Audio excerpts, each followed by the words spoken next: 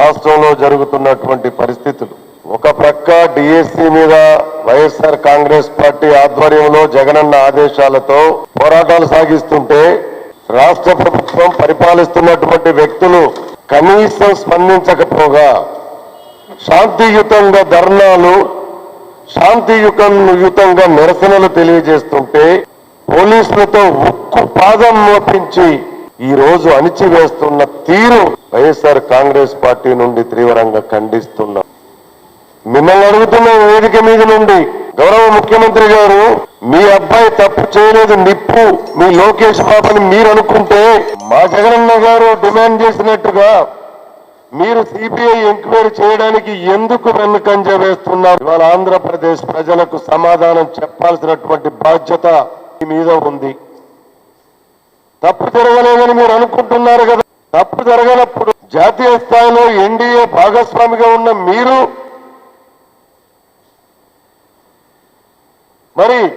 మీరు CBI enquiry మీకు మీరుగా మా అబ్బాయి నిప్పు తప్పు చేయలేదు, నా కొడుకు నీతిమంతుడనే నిరూపించుకునే అవకాశం మీకున్నప్పుడు మీరు ఎందుకు భయపడుతున్నారు? గౌరవ ముఖ్యమంత్రి గారని వేదిక నుండి ప్రశ్నిస్తున్నాం. ఎవరో ఒక నిరుద్యోగ ఒక తమ్ముడు పోలవరం నుండి, లేదు కృష్ణా జిల్లాకు చెందినటువంటి మరో తమ్ముడు ఈ రోజు కోర్టుకు వెళ్లకుండా ఉంటే ఈ డిఎస్సి మీద జరిగినటువంటి అవకతవకలు ఈ ప్రపంచానికి తెలిసేది కాదు. దాన్ని కూడా మీరు మసిపూసి మారడికే చేసేవాళ్ళు. ఏంటి ముఖ్యమంత్రి గారు, ఎందుకు భయపడుతున్నారు మీరు? 94-95 ప్రాంతంలో ఆ రోజు గాలి ముద్దుకృష్ణమనాయుడు గారు విద్యాశాఖ మంత్రిగా ఉంటే 10th పేపర్ లీక్ అవుతే నైతిక బాధ్యత వహించి ఆ రోజు మీ జిల్లాకే చెందిన గాలి ముద్దుకృష్ణమనాయుడు గారు రాజీనామా చేసిన విషయం మర్చిపోయారని అడుగుతున్నాను మిమ్మల్ని. ఒక వ్యక్తి మీద ఆరోపణ వచ్చినప్పుడు సాక్షాత్తు ఆ వ్యక్తి మీ సొంత పుత్రరత్నం అయినప్పుడు, ఆ వ్యక్తి విద్యాశాఖ మంత్రి అయినప్పుడు మీరు ఆహ్వానించాలి కదా. అది చేయకపోగా మా జగనన్న సారథ్యంలో మా వైఎస్ఆర్ కాంగ్రెస్ పార్టీ వాళ్ళ డిఎస్సి మీద శాంతియుతంగా మేము ధర్నాలు, ర్యాలీలు, నిరాహార దీక్షలు చేస్తుంటే బోండా ఉమాగారు లాంటి ఒక గుండాలు తీసుకొచ్చి మీరు దాడులు చేయిస్తున్నారు. ఏంటి మీ పరిపాలన? ఏంటి మీ సమాధానం? దీని మీద న్యాయ విచారణ మీరు వాళ్ళ సిబిఐ ఎంక్వైరీ చేయించండి. సిబిఐ ఎంక్వైరీ చేయించండి, మీ అబ్బాయిని రాజీనామా చేయించండి. మా జగనన్న చేసిన డిమాండ్ ని మీరు అంగీకరించాలి తప్ప మీరు పారిపోతే మీ స్థాయికి మంచిది కాదు అని చెప్పేసి వేదిక మీద నుండి తెలియజేస్తున్నా. ఎస్, ఎందుకు భయపడుతున్నారు మీరు? భయపడుతున్నారు మీరు ఈరోజు సిబిఐ ఎంక్వైరీ భయపడుతున్నారు. ఏదో ఇద్దరు వ్యక్తులు ఒక సంతాప సభలో కలిస్తే కాపు కాపు కలిస్తే మీ కాపే మోదని చెప్పి మీరు భయపడుతున్నారు. చాలా తప్పు ముఖ్యమంత్రి గారు అని అడుగుతున్నా. సాక్షాత్ రాజ్యాంగబద్ధమైనటువంటి ఈ రాష్ట్రానికి దిశా నిర్దేశం చేయాల్సిన ముఖ్యమంత్రి స్థానంలో ఉన్న మీరు గొడ్డలి గొడ్డలి గొడ్డలి అని చెప్పేసి మీరు పిలిపిస్తుంటే మీ కార్యకర్తలు, మీ మంత్రులు, మీ ఎమ్మెల్యేలు వరి తెగించి వాళ్ళ రోడ్ల మీదకి వచ్చున్న సంగతి మీకు తెలియదా? చెప్పాలి ముఖ్యమంత్రి గారు. మీరు ఆంధ్రప్రదేశ్ ప్రజానికానికి చెప్పాల్సిన అవసరం ఇవాళ ఉంది అని చెప్పి డిమాండ్ చేస్తున్నాను నేను ఈ వేదిక ద్వారా.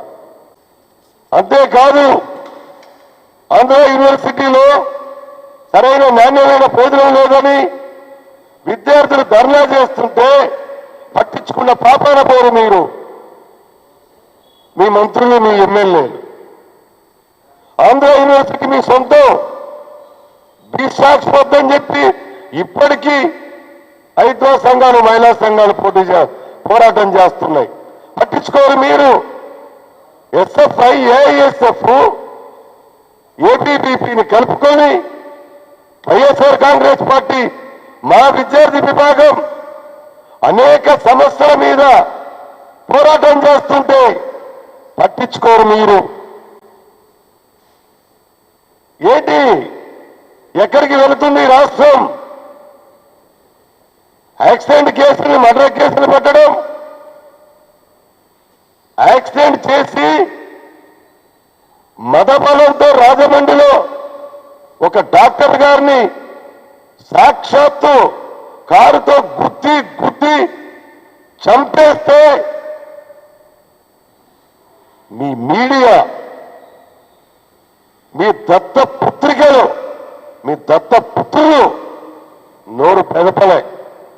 ఆ రోజు కూడా సోషల్ మీడియా స్పందిస్తే తప్ప కనీసం పోలీస్ ఎంక్వైరీ చేయలేదు. దేనికి సూచన ముఖ్యమంత్రి గారు ఈ ప్రభుత్వాన్ని డిమాండ్ చేస్తున్న ఈ వేదిక మీద నుండి